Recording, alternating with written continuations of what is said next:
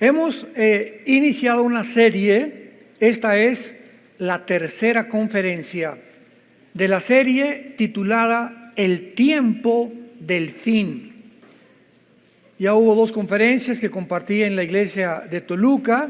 Esta es la tercera conferencia, para que puedas tú comenzar a entender claramente en los tiempos en que vivimos, y más que nada es una ayuda teológica, escatológica, principalmente a todos los estudiantes serios, dedicados, perseverantes en la palabra de Dios.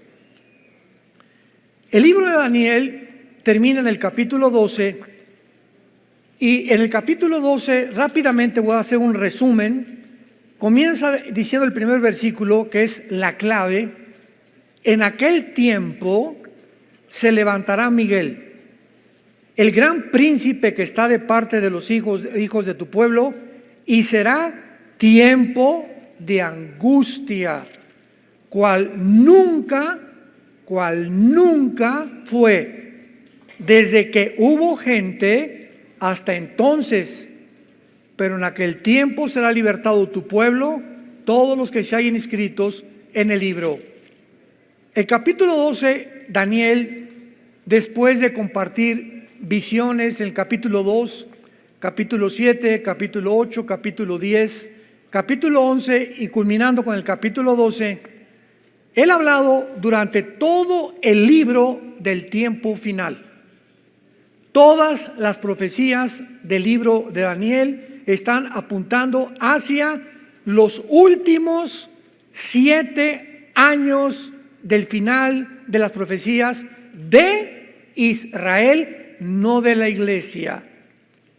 Porque hay un tiempo final para la iglesia y hay un tiempo final para Israel.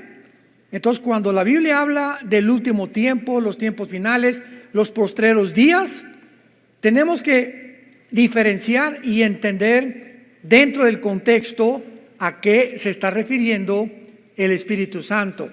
Si es a los tiempos finales de la iglesia o es a los tiempos finales de Israel. Muy bien.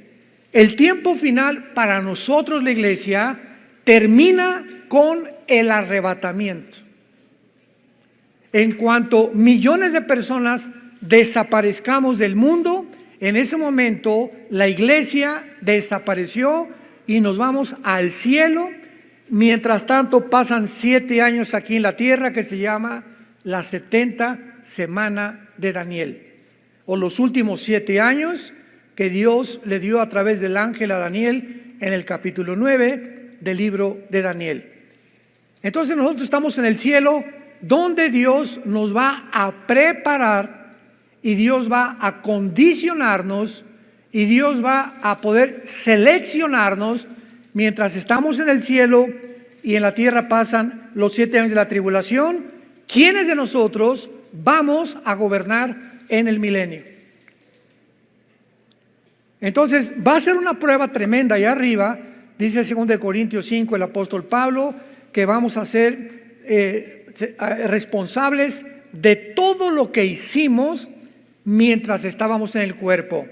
Desde luego desde el momento de la conversión, porque todo lo que tú hayas hecho antes de ser convertido, traficante de drogas, prostituta, transgénero, borracho, parrandero, jugador, abortaste 10 veces, no importa lo que hayas hecho antes de convertirte, estás sepultado en el océano. Ya no hay nada del pasado que Dios tenga contra ti ni contra mí.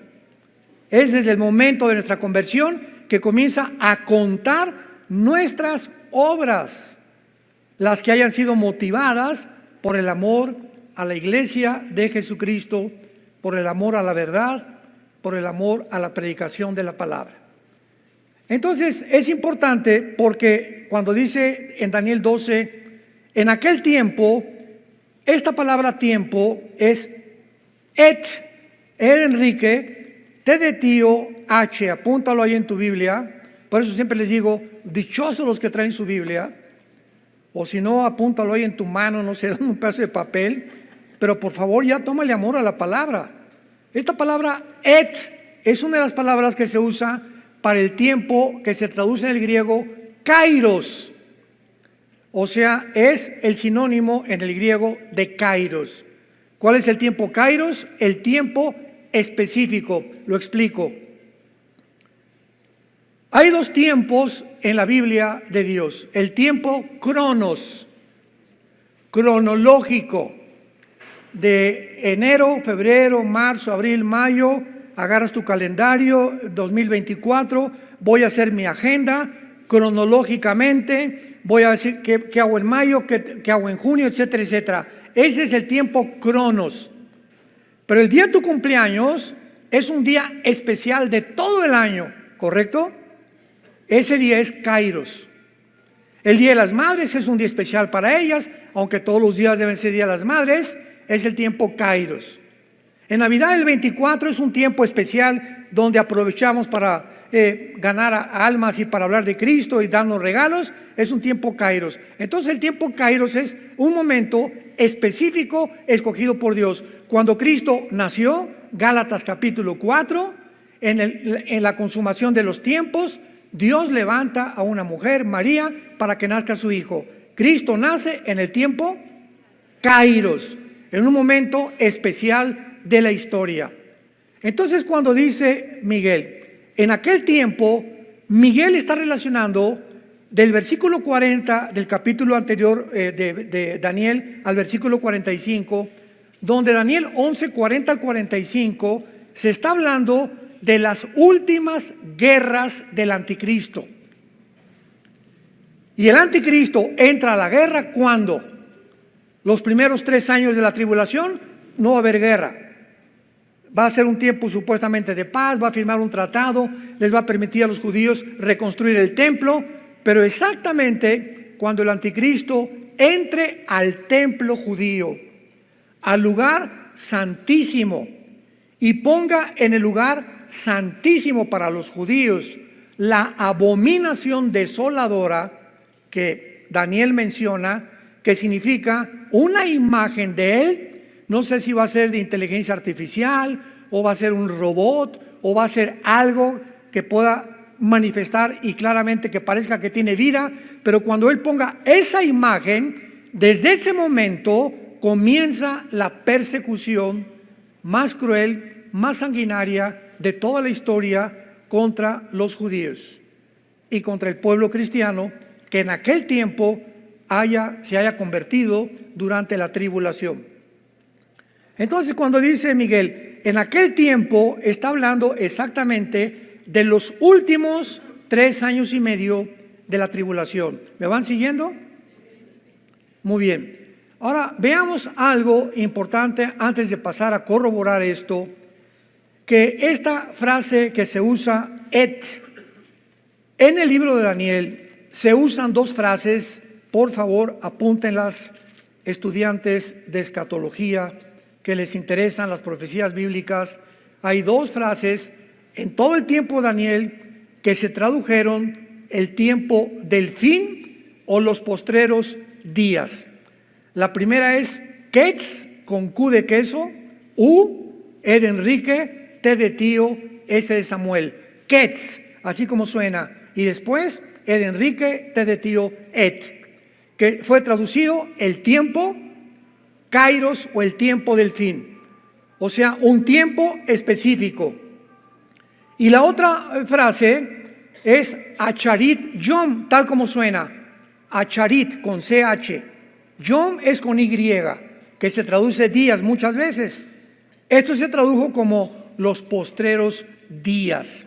Muy bien, vayamos rápidamente al libro de Deuteronomio capítulo 4 y veamos en el versículo 30 que ya se había profetizado que Israel iba a atravesar en el futuro un tiempo de tribulación, o que se conoce también en Jeremías 30 como tiempo de angustia para Jacob. Dice Deuteronomio 4, versículo 30, cuando estuvieres en angustia, les dice Moisés, le está hablando al pueblo de Israel, y te alcanzaren todas estas cosas, observen, si en los Acharit Yom, si en los postreros días, O sea, si en el tiempo del fin para Israel, ¿cuándo es? En la gran tribulación. ¿Cuándo es los postreros días para Israel? En los 7 años de las finales de la tribulación, donde nosotros no vamos a estar. Si en ese tiempo de angustia, en los postreros días, te volvieres a Jehová tu Dios y oyeres su voz, porque Dios misericordioso es Jehová tu Dios, no te dejará, ni te destruirá, ni se olvidará del pacto que le juró a tus padres. Aquí hay una promesa para Israel, que hay muchos judíos durante los últimos días del mundo, de la gran tribulación, donde la iglesia ya no va a estar, y va a haber un avivamiento tremendo, y van a morir como mártires, de acuerdo a Apocalipsis 7, vio Juan a todos los mártires de la tribulación. Dios le dice a los judíos que todos los que se conviertan en la tribulación van a formar parte del reino milenial. Entonces no todos los judíos se van a salvar, como tampoco no todos los gentiles se van a salvar, solamente aquellos que hayan puesto su confianza en Jesucristo. Veamos esto en Isaías capítulo 26, que es otro pasaje que nos habla claramente acerca de esta promesa de Dios. Isaías 26, versículo 20 y 21. Anda, está hablándole a Israel. Anda, pueblo mío, entra en tus aposentos, cierra tras ti tus puertas, escóndete un poquito por un momento, en tanto que pasa la indignación. ¿Qué indignación está mencionando aquí Dios? Porque aquí que Jehová sale de su lugar para castigar al morador de la tierra por su maldad. Escúchenlo, directores de las Naciones Unidas. Escúchenlo todos los políticos y todos los que en este tiempo ya están tomando partido, América o Chivas. Tú no te puedes poner la camiseta a la mitad, América y abajo Chivas. ¿Sabes una cosa? Tú tienes que decidir a qué equipo te colocas, o a qué equipo vas a seguir, o a qué amo vas a seguir.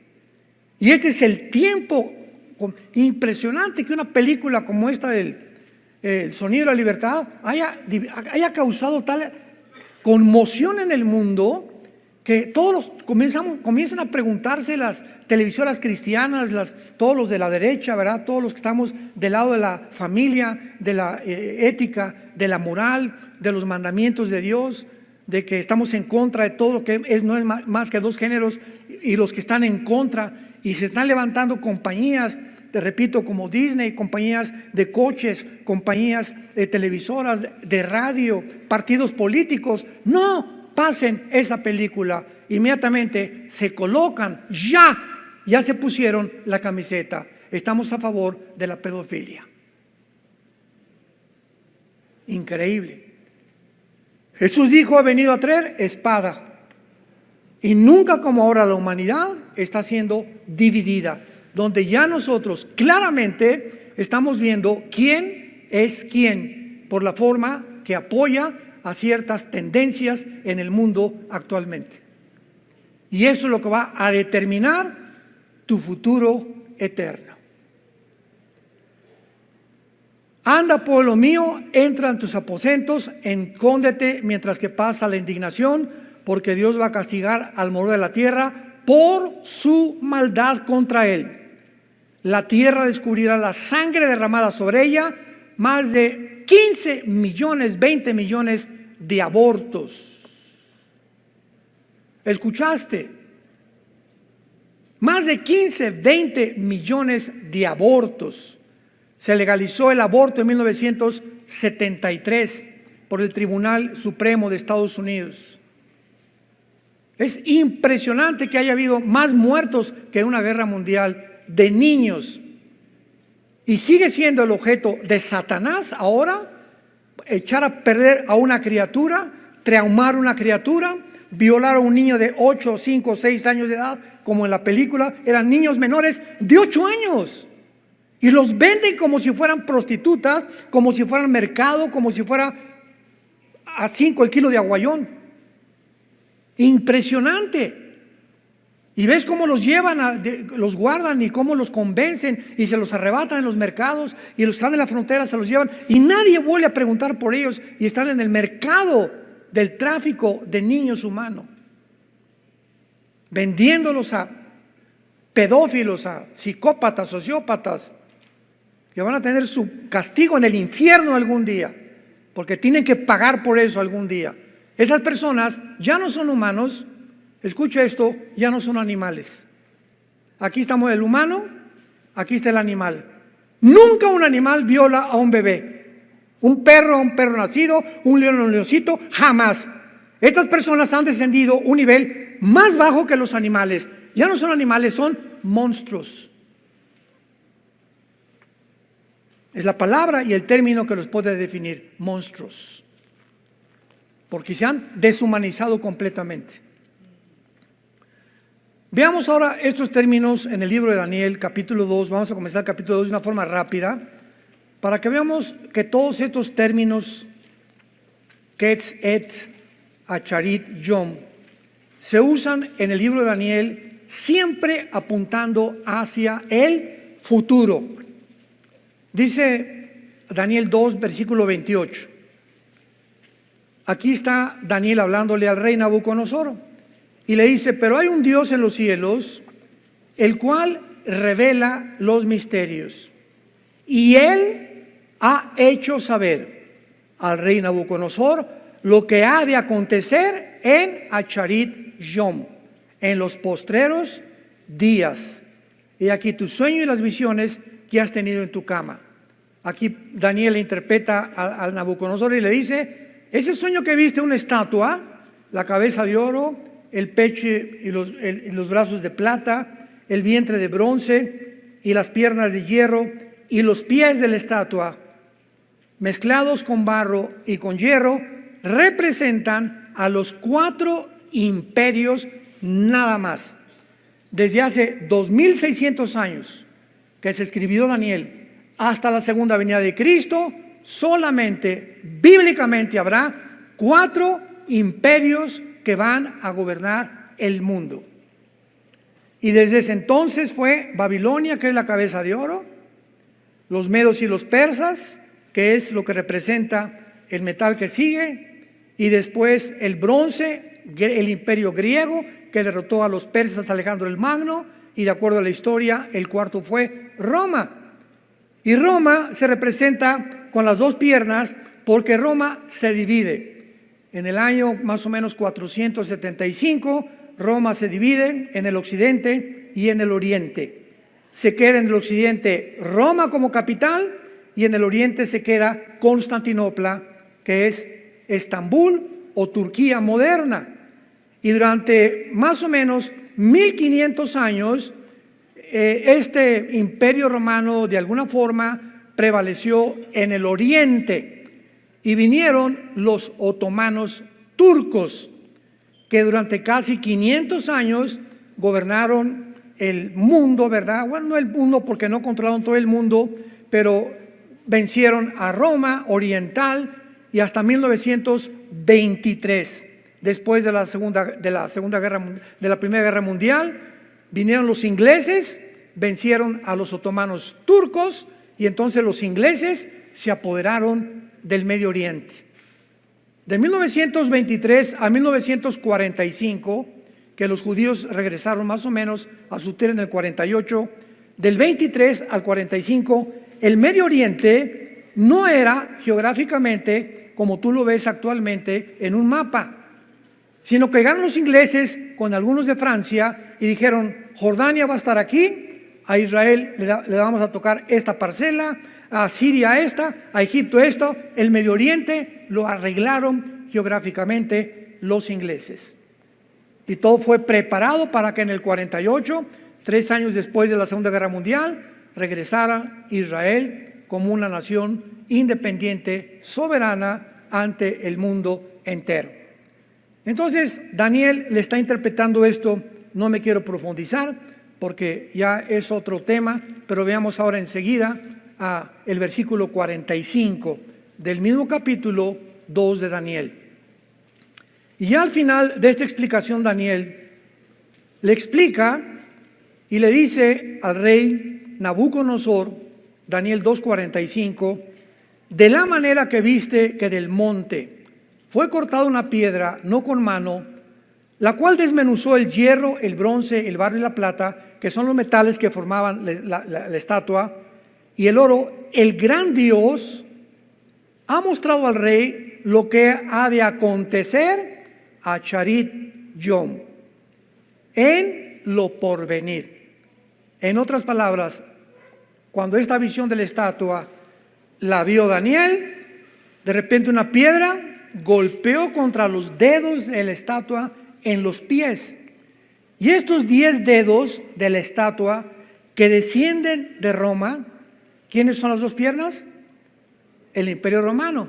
Pero el Imperio Romano tuvo el territorio de Europa, norte de África y el Medio Oriente, ¿recuerdan?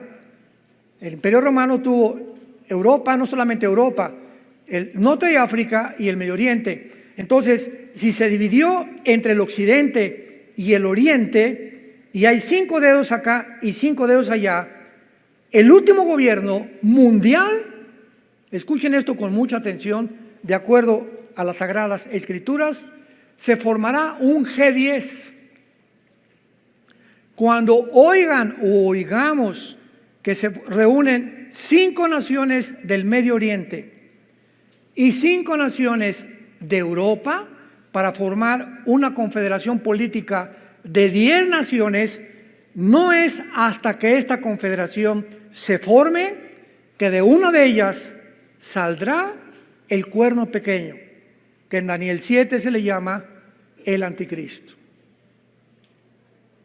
Así que es inútil especular que el anticristo es fulano de tal, que es el papa, que es el príncipe de España, que es por acá, que es el rey de Inglaterra. Es inútil estar con estas hipótesis y especulaciones que no tienen ningún sentido. El mundo no va a conocer ni va a saber tampoco quién es el anticristo, y gracias a Dios, porque yo no lo estoy esperando a él, estoy esperando al Mesías. Y nadie aplaude. Estamos esperando a Jesucristo, gloria a Dios. Ven Jesús.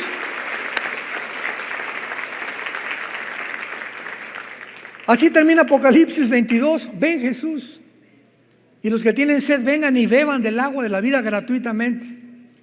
Ven Jesús, es el anhelo diario. Señor Jesús, yo anoche le decía a las 3, 4 de la mañana, Señor Jesús, te estamos esperando. Pero mientras vienes, úsanos para seguir ganando las almas. Tenemos que tener pasión por las almas perdidas, pasión por la verdad, porque esta es la hora de los valientes, esta es la hora de los Davides, esta es la hora de los guerreros y de las guerreras de Dios. Para esta hora naciste, quiero que sepas, porque es el tiempo más precioso de toda la historia cristiana, porque somos la última generación en ver las profecías bíblicas y esperando a Jesús en el aire. Veamos otro.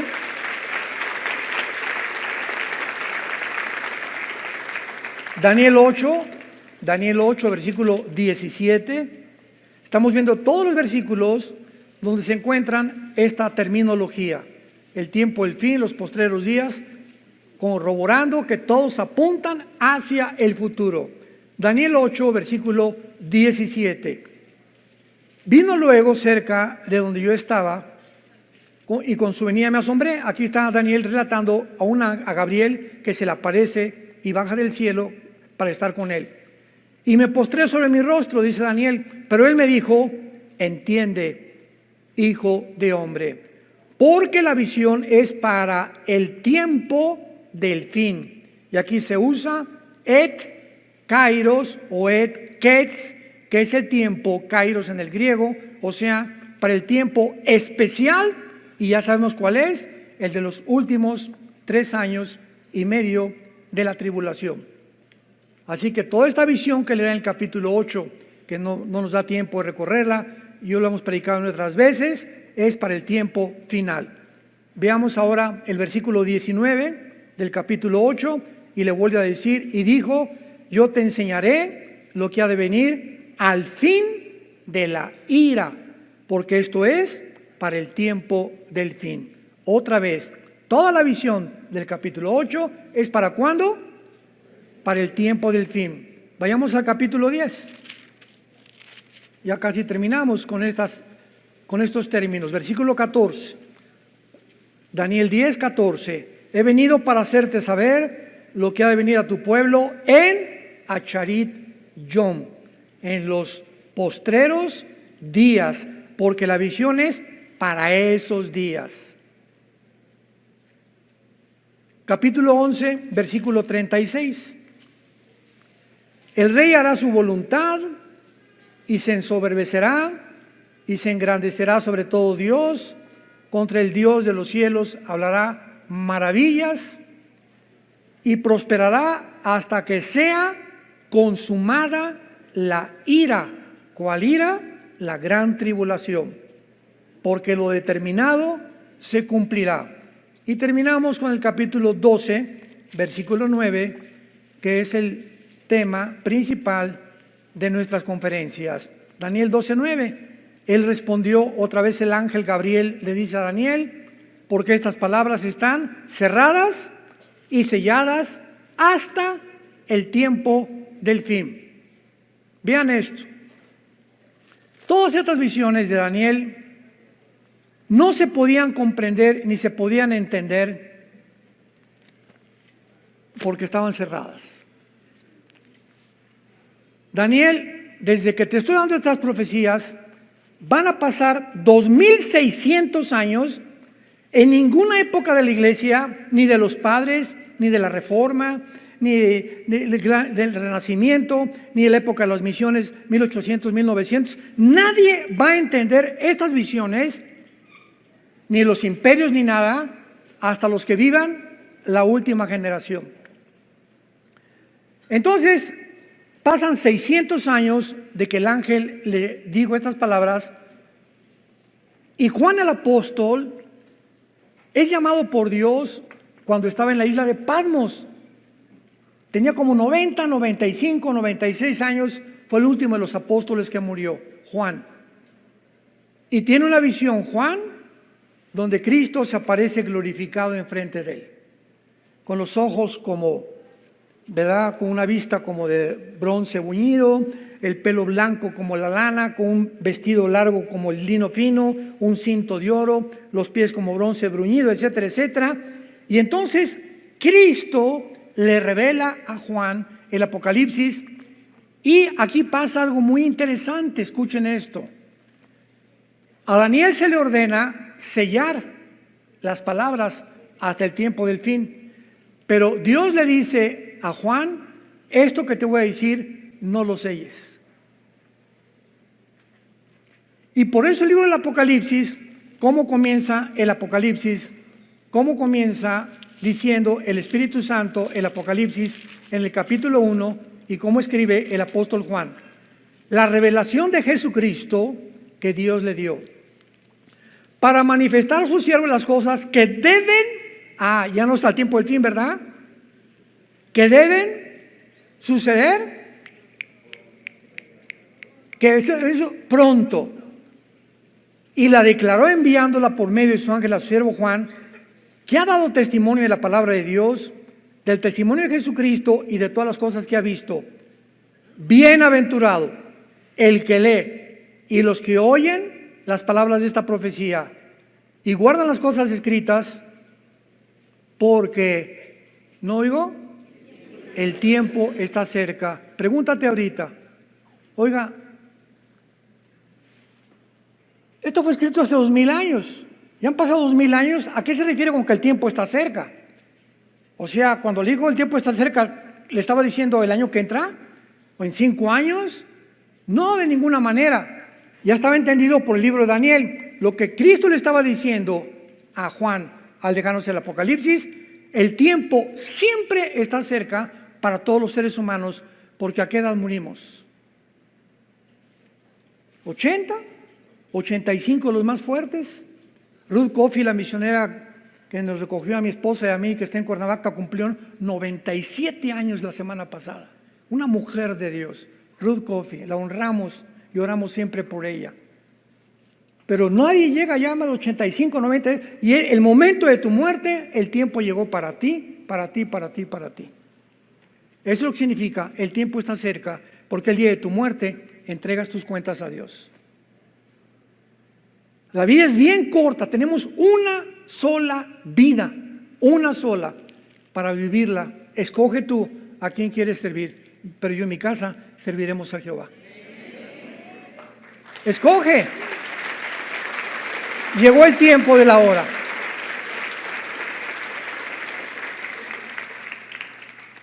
Muy bien, ahora veamos, regresamos al libro de Daniel y veamos ahora todo lo relacionado con el tiempo de la gran tribulación, porque así termina el libro. En aquel tiempo está relacionándolo con los últimos 5 versículos del capítulo anterior. El ángel, en aquel tiempo, ¿cuál tiempo? ¿Cuál tiempo está hablando? Un tiempo específico, se levantará Miguel. Es interesante cuando acomodamos lo espiritual sobre lo espiritual, precepto sobre precepto, escritura sobre escritura, y no tomamos una escritura de por acá y otra de por allá, armamos una doctrina con una y armamos una doctrina con otra, sino que tenemos el contexto y vemos qué dice Deuteronomio, qué dice Juan, qué dice Zacarías, qué dice Malaquías, qué dice Sofonías, qué dice Joel, y unimos las piezas y tenemos un rompecabezas armado. Y así es como se traza la palabra de Dios. Requiere diligencia, perseverancia, entrega, dedicación, pero más que nada, disciplina. Veamos ahora claramente de qué forma la Biblia nos muestra que desde el Antiguo Testamento como en el Nuevo Testamento ya se estaba describiendo o enseñando los postreros días que serían de angustia. Por ejemplo, el arcángel Miguel le dice, en aquel tiempo, o sea, el tiempo en que el anticristo, porque vean cómo termina Daniel 11, versículo 44 y 45. Vean cómo termina Daniel 11, 44 y 45, está hablando del anticristo. Pero noticias del oriente y del norte lo atemorizarán. Saldrá con gran ira para destruir y matar a muchos, y plantará las tiendas de su palacio entre los mares y el monte glorioso y santo, mas llegará a su fin y no tendrá quien le ayude. ¿A qué tiempo se refiere aquí el Espíritu Santo del anticristo? Al final de la carrera del anticristo, a los últimos 3 años y medio que le quedan. Esto nos habla que el anticristo, después de firmar el tratado con los judíos, no va a vivir en Israel. Posiblemente se vaya a Irak o a la región de la antigua Mesopotamia, significa entre 2 ríos, que era Irak y Siria, que es la zona geográfica en la que estaba dividida el Medio Oriente en la antigüedad, en el Antiguo Testamento. Entonces parece que el anticristo va a estar en Irak, porque en esa zona, Irak, Arabia Saudita, Kuwait, se va a levantar el centro comercial más grande del mundo en los próximos meses, en los próximos años, que termina en Apocalipsis 18. ¿Se acuerdan ustedes? La ramera en el capítulo 17, el gran centro comercial en el capítulo 18 del Apocalipsis, donde todos los reyes de la tierra van a negociar y nadie ahí va a comprar sin estar marcado con el 666.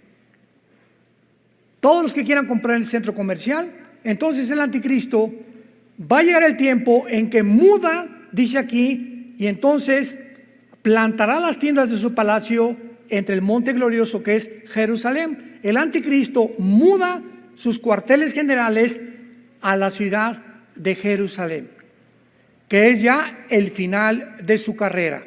Como lo sabemos, porque estando él en Jerusalén, noticias del oriente lo atemorizarán, tal vez como dice Apocalipsis 16, del 12 en adelante, y vi a los reyes del oriente que venían a la guerra del Armagedón, mientras el anticristo está ahí en el valle del Megiddo. Todos los que fuimos a Jerusalén hace algunos días, Es impresionante el Valle del Meguido. Ahí Napoleón Bonaparte dijo: aquí será la tercera guerra mundial. Así lo expresó Napoleón Bonaparte antes de morir, cuando estaba en el Valle del Meguido en Israel. Entonces ahí va a ser la tercera guerra mundial, el Armagedón. Entonces la Biblia está hablando en aquel tiempo, es los tiempos finales del anticristo. ¿Se fijan cómo vamos hilando? Para ir determinando en qué tiempo está hablando la Biblia. Ahora vamos a corroborarlo con Apocalipsis 12, que esto ya confirma de una forma indubitable, inequívoca, que está hablando de los últimos años del anticristo y de la gran tribulación. Apocalipsis 12, versículo 7. Después hubo una gran batalla en el cielo. Miguel y sus ángeles luchaban contra el dragón, y luchaba el dragón y sus ángeles, mas no prevalecieron, ni se halló ya lugar para ellos en el cielo. ¿Por qué en Daniel 12 dice: y se levantó Miguel? Porque el arcángel Miguel está puesto como protector de la nación de Israel. Es el arcángel más grande de los ángeles de Dios, con el título y el rango más elevado, el que está encargado de proteger a Israel a través, desde que Abraham, Jacob, Isaac fundaron la nación. Y entonces vino Egipto primero, la primera opresión, después vino Asiria contra Israel, Babilonia, Medo-Persia, Grecia, Roma, y a través de todos estos imperios los judíos sobrevivieron. Desaparecieron todos los demás tribus que había, ¿verdad? Todos los que se levantaron a su alrededor, nadie sabe que están enterrados en las arenas del desierto. Son expulsados 2000 años los judíos, 70 años después de Cristo, por negar al Mesías, y son repartidos en todas las naciones. Y en 1948 es la primera civilización. Señores historiadores, señores sociólogos, señores geólogos, antropólogos que nos escuchan, nunca en la historia existe un pueblo que haya sobrevivido 2000 años y que hayan sido dispersados por todas las naciones y que lleguen a su nación y no se les haya olvidado su idioma, su cultura, sus tradiciones, ni su religión. Nosotros los mexicanos, nicaragüenses, guatemaltecos, pasamos al otro lado, y ¿cómo te llamas? Henry Ford. O sea, ya se nos olvida el español. O crecemos una cultura igual con los italianos, Yo me he encontrado cantidad, hay un señor yo Paladino que lo conozco muy bien, que entrena a los motociclistas con motores Harley allá en Estados Unidos. Es un grande entrenador de motociclismo. Una vez le pregunté: ¿tú no hablas italiano? No hablo italiano. Y a todos que tengan así Capellini, Paladino, etcétera, etcétera, se les olvidó el italiano ya, se les olvidó el francés, pocos hablan alemán ya. La cultura siempre tiende a absorbernos. No pasó así con los judíos, pero no porque sean especiales ni más inteligentes, simplemente para demostrar que eran el pueblo que Dios había escogido y para que Israel sea la evidencia más grande que Dios existe.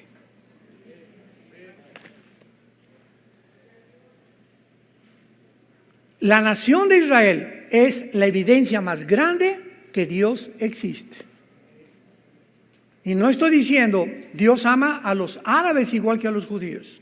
Dios ama a los palestinos igual que nosotros. Dios ama a los iraníes. Dios ama, porque no hay acepción de personas. Simplemente escoge un pueblo para que los ojos del mundo estén atentos a lo que está pasando y vean de qué manera nadie ha podido destruirlos. Llegan en el 48, al otro día los rodean y los quieren matar.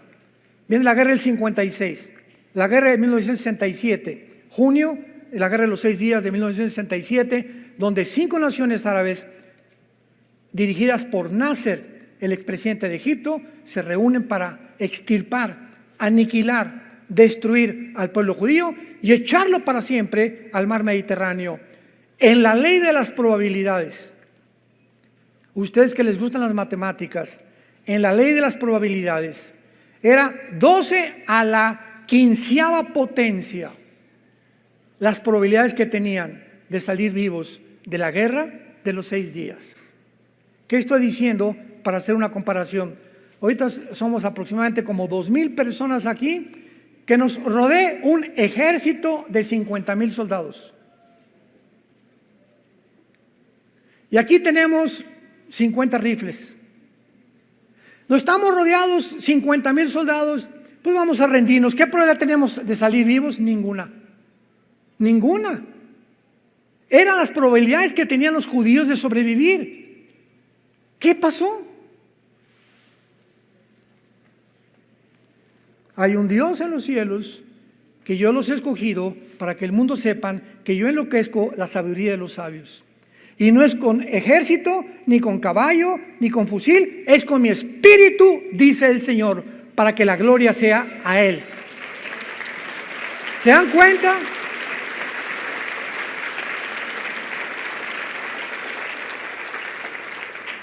El 2 de junio se levantan 7, 8 pilotos judíos, se suben a sus aviones y ellos, sabiendo que los árabes a las 6:30 o 7 desayunan, a las 5:30 o 6 de la mañana vuelan sobre Egipto y arrasan con toda la aviación de Egipto.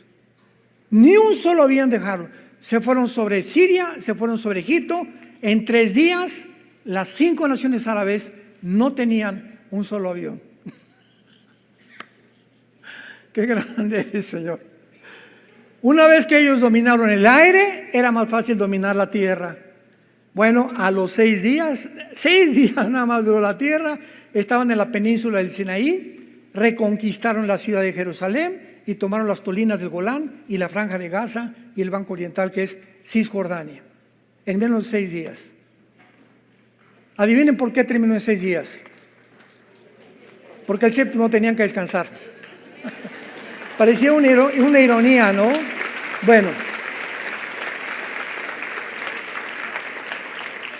Y porque el arcángel Miguel está de parte de ellos. Y va a llegar el final en la gran tribulación, donde después hubo una gran batalla en el cielo. Y está hablando del tiempo del arcángel Miguel de Daniel 12:1. Es la misma batalla. Se levantó el arcángel Miguel, el que está de parte de los hijos de Israel, y fue tiempo de angustia. Es el tiempo que estamos viendo en Apocalipsis 12. Pero no prevalecieron, ni se halló lugar para ellos en el cielo. O sea, en la gran tribulación va a haber una batalla para decidir quién se viene a la tierra. Y entonces es derrotado Satanás y sus ángeles, y Satanás, Lucifer y sus ángeles y sus demonios en los últimos 3 años y medio de la semana 70 de Daniel, de la gran tribulación, son arrojados a la tierra. Si ahorita hay maldad y él está todavía por ahí reguileteando en el aire arriba de nosotros, imagínense cuando esté aquí ya abajo con sus ángeles caídos, que segurísimo van a tomar forma humana y van a creer que son extraterrestres. Tal vez me imagino que puede haber, porque ahorita está una obsesión con los ovnis, y no saben ni siquiera qué hay detrás del movimiento ovni, que son materializaciones de la energía satánica. Son ángeles preparando el camino para que cuando venga el anticristo con los milagros, van a creer que son extraterrestres, porque los milagros que van a hacer no los puede hacer ningún ser humano, pues se vienen sobre la tierra. Y lo explica aquí el versículo 12 de Apocalipsis, versículo 9. Y fue lanzado fuera el gran dragón. Hasta la segunda parte de la tribulación será lanzado del cielo. Ya Satanás no tendrá acceso al cielo. Todavía tiene acceso al cielo. Por eso dice primera de Juan, si hemos pecado, abogado tenemos para con el Padre, a Jesucristo el justo. Porque el cielo es un tribunal. Aquí está Dios en su trono, aquí está el acusador como en un juicio, y aquí está el abogado defensor. El acusador es el diablo. La palabra Diablo significa acusador. Satanás significa enemigo. Su nombre no es acusador ni enemigo, su nombre es Lucifer. Entonces tú pecas y viene Satanás acusándote. Ve a Paquito lo que hizo antier, y esto y el otro, y ya viste lo que hizo Carmelita, y ya viste que se fue con otra mujer, y ya viste que están fornicando, y está viendo películas pornográficas. Y en ese momento Cristo, dice Hebreos, que vive para interceder por nosotros, no puede hacer nada. Y le abre la puerta de tu casa a los demonios, a tu vida, a tu mente, y comienzan a atormentarte y comienzan a provocar problemas en tu casa, con tus hijos, con tus nietos. Se te viene una bandada como no te imaginas, y Cristo está así cruzado. ¿Por qué? Porque dice, hasta que tú no digas, Padre, perdóname. En ese momento Cristo se pone en medio y dice, Satanás ya pidió perdón, no tienes nada contra él. Y cierras la puerta de tu casa, de tu mente y de tu corazón a los demonios.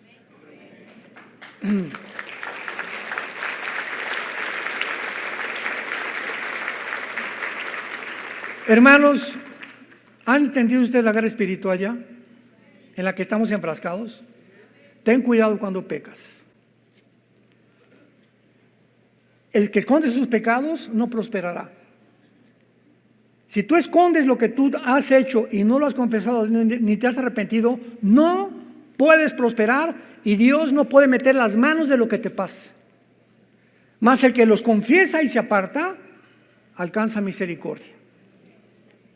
Dice primera Samuel capítulo 5, a muchos hombres esconden sus pecados y a otros se les descubren después, porque no pueden quedar ocultas las malas obras ante aquel ante cuyos ojos estamos abiertos y desnudos delante del Padre. A Dios nadie se puede burlar de él. Y si los confiesas, la sangre de Cristo nos limpia de todo pecado. ¿Por qué la corta vida? ¿Por qué, escúchame? ¿Por qué la corta vida que tenemos la vas a vivir miserable? Por estar escondiendo este pecado y creyendo que te va a ir mejor robando, defraudando, fornicando, viendo películas, etcétera, etcétera, engañando a tu prójimo. ¿Por qué crees que te va a ir bien? No te puede ir bien. Tus pecados te alcanzarán, dice el Señor, tarde o temprano cae el hacha del juicio sobre la raíz de los árboles. Juan el Bautista dijo, el hacha ya está puesta, todo árbol que no da fruto será cortado. Y si así tienes ya 3, 4, 6 meses, no es cierto que eres cristiano. No es cierto que eres cristiano. Te llamas, pero realmente en tu vida hay pecado no confesado. ¿Por qué? Porque el Espíritu Santo no está operando la convicción que Él trae a una vida que realmente es honesta delante de Dios. Señor, la regué la leche anoche, le grité a mi esposa, ya forniqué con mi novio, ya Señor perdóname, desde mañana si cerca Pepito le voy a tumbar los dientes y me comienza a acariciar, voy a abandonar a la mujer que ando con ella en el adulterio, voy a rezar con mi esposa y con mis hijos. Tenemos la oportunidad mientras vivimos del perdón de la sangre de Cristo. ¿Por qué habríamos de escoger vivir como miserables cuando la vida ya nos da demasiados problemas para vivir? Y finalmente, dice Apocalipsis 12, que entonces fueron arrojados a la tierra. Y oí una gran voz en el cielo, versículo 10, que decía, ahora ha venido, ahora estamos en la gran tribulación, la salvación y el poder y el reino de nuestro Dios. Y la autoridad de su Cristo, porque ha sido lanzado fuera el acusador de nuestros hermanos, el que los acusaba delante de nuestro Dios. ¿Cada cuando nos acusa Satanás? Día y noche, dice primera de Pedro, el león como león rugiente, el diablo como león rugiente anda buscando, como un león desesperado por comida, está esperando una debilidad tuya, cualquier cosa que tú estés haciendo, pensando, para lanzarse y destrozar tus pensamientos, comenzarte a producir locura, que pierdas la brújula, ya no sabes qué es bueno, ya no sabes qué es malo, y puedes llegar a lo que dice Romanos 1, a tener una mente reprobada. ¿Qué significa una mente reprobada? Una mente que ya no discierne entre el bien y entre el mal. Y el mundo actualmente vive mentes reprobadas. Cuando comenzó el movimiento, tú no eres niño, eres niña, hay 3, 4, 5 géneros, inmediatamente discernimos los cristianos, todas esas personas ya tienen una mente reprobada, ya perdieron la brújula. Ya no saben qué es hombre, qué es mujer, ya no saben qué es bueno, qué es malo. A lo malo le llaman bueno, a lo bueno le llaman malo. Y comienza como un tsunami el diablo a propagar estas filosofías y estas ideologías para que la demás gente lo acepte como normal. Y cuando ya el público lo acepta como normal, es cuando dices, es una generación perversa y maligna. Para terminar, hace algunas semanas les conté, hace un tiempo,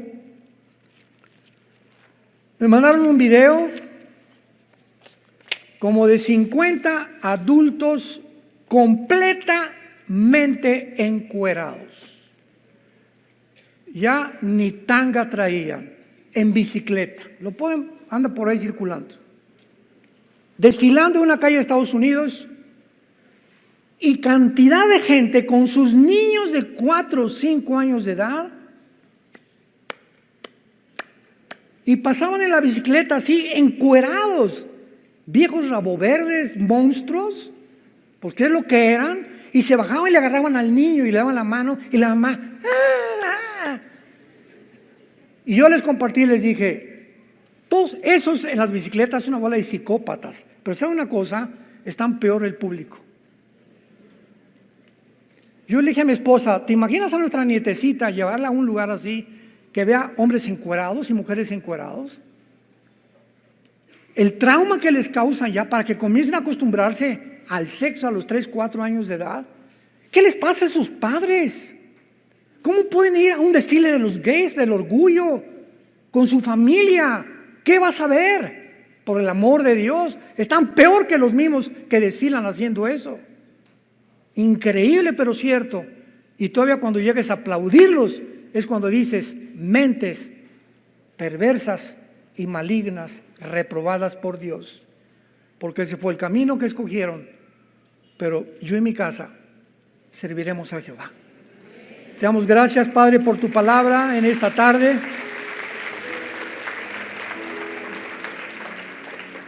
Gracias, Dios y Padre de Jesucristo, que fue crucificado, enterrado y resucitado a los 3 días,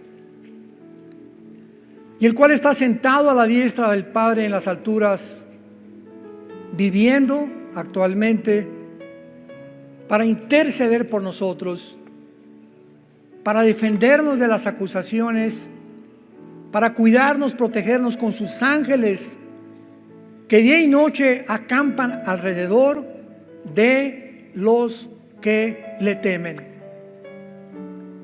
Riquezas, honra y vida son la remuneración de la humildad y el temor de Jehová. Gracias, Señor, por tan grande salvación. Es la hora de levantarnos, de despertar ante el mundo que nos rodea, que se está pudriendo a nuestro alrededor. Ya huele a basura donde quiera que volteamos. La humanidad como loca y millones de personas aprobando las cosas que son ya en contra de la misma lógica, en contra de la misma razón, en contra de la misma ciencia, en contra de la misma biología. El mundo enloquecido. Es un mundo desarticulado. Es un mundo rebelde, por lo cual tú tienes que juzgarlo en los 7 años de la tribulación. En esta tarde Dios te da la oportunidad que vengas a la cruz. Ustedes que nos ven por la televisión, te da el Dios la oportunidad de arrepentirte de tus pecados y que le digas estas palabras con todo tu corazón. Señor, perdona mi vida, perdona mis pecados, Creo que en la cruz tu Hijo pagó por ellos con su sangre, que a los 3 días resucitó de los muertos, por lo cual te pido, porque creo que vives, Señor Jesús, que entres a mi vida en este instante como mi Señor y Salvador. Te recibo dándote gracias por tan grande salvación, porque cuando muera moriré en paz, sabiendo que he sido perdonado, no por nada que haya merecido, sino por lo que tú hiciste en esa cruz, en mi lugar. En el nombre de Jesús. Amén.